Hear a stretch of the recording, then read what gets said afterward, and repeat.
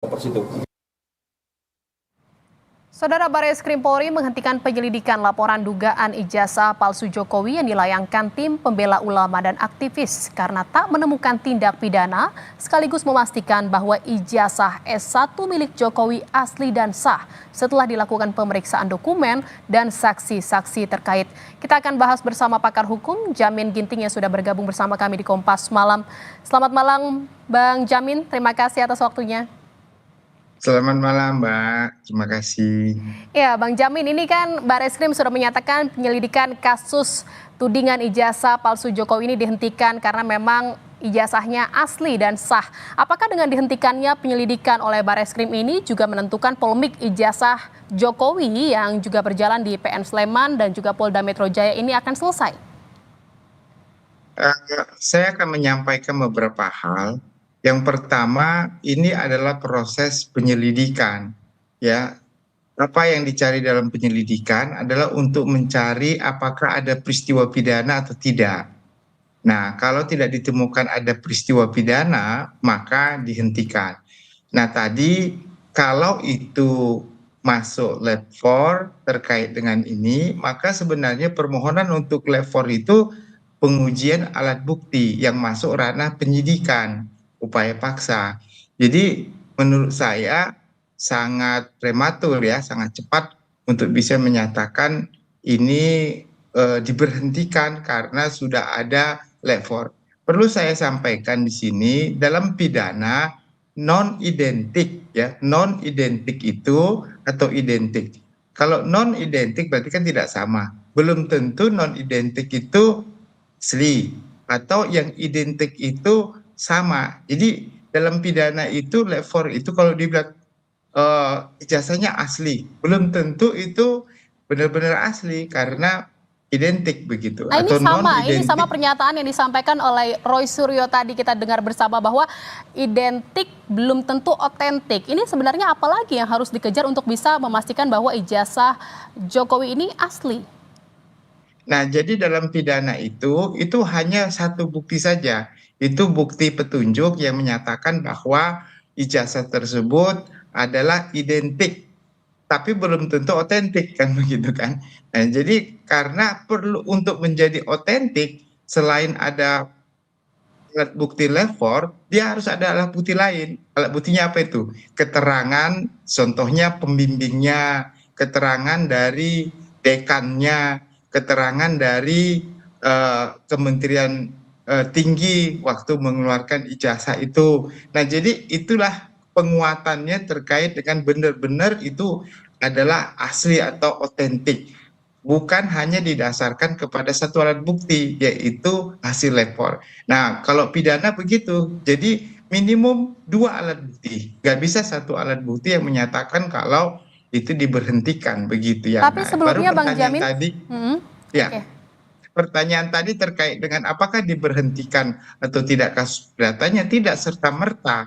Karena keperdataan itu bukan menguji terkait dengan identitas otentiknya, tetapi keberadaannya. Keberadaan ada enggak ijazah tersebut ya.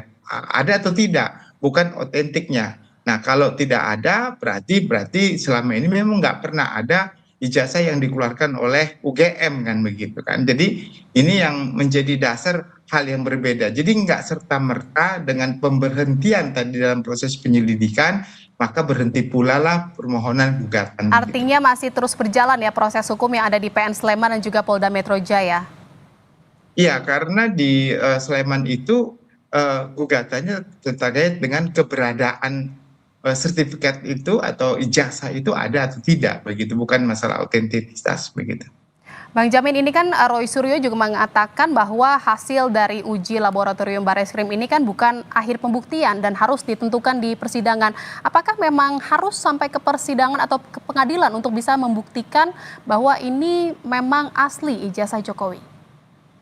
Kalau dalam proses pidana, acaranya itu adalah Kalau nanti ada unsur pidananya, ada peristiwa pidana ya berdasarkan suatu bukti yang mula-mula tadi ya, maka ditingkatkan menjadi penyidikan.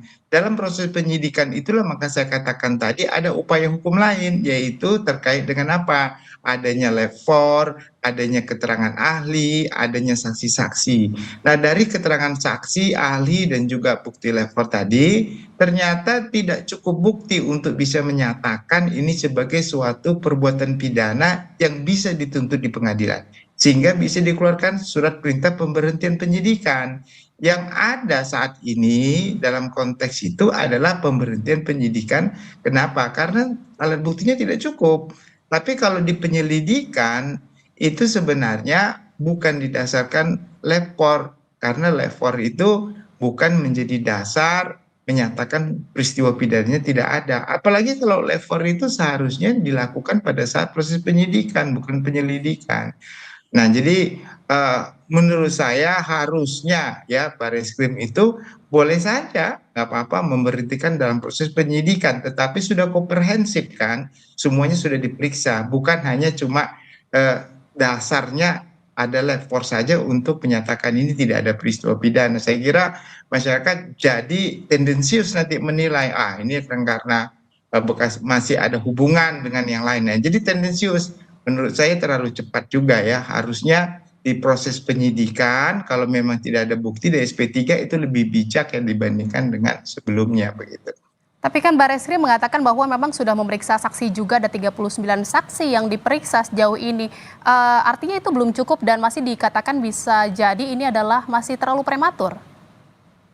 Kalau di penyelidikan itu nggak ada upaya paksa. Ya, kita coba dengar kemarin, apakah benar ada penyitaan terhadap bukti itu ya, kait dengan surat aslinya begitu. Apakah surat asli itu sudah pernah ditunjukkan kepada saksi-saksi yang dipanggil, dan saksi-saksi itu siapa saja ya? Apakah saksi dari pelapor, apa dari saksi yang terlapor? Nah, itu kan sangat komprehensif ya. Jadi itu harusnya dilakukan dalam proses penyidikan. Saya tidak tahu persis kenapa sampai laporan ini tidak dinaikkan ke penyidikan. Nggak perlu penyidikan itu, ada suatu peristiwa pidana, ada, ya nggak apa-apa. Tapi nggak cukup menyatakan ini sebagai perbuatan yang dapat dituntut di depan pengadilan. Bisa seperti itu. Tapi sudah komprehensif ya, sudah komprehensif semua perbuatan itu. Jadi kalau seperti ini seakan-akan ya masyarakat menilai ini terlalu prematur untuk menyatakan Tapi dengan bahwa kondisi ini, suatu ini. Bang Jamin, singkat saja, ini apakah ada kewajiban dari Jokowi untuk bisa menunjukkan ijazahnya ke publik? Karena memang ini udah bergulir terlalu liar. Kalau ke publik saya kira tidak ya. Tapi kalau untuk proses pembuktian di pengadilan maupun proses penyidikan ya wajib itu.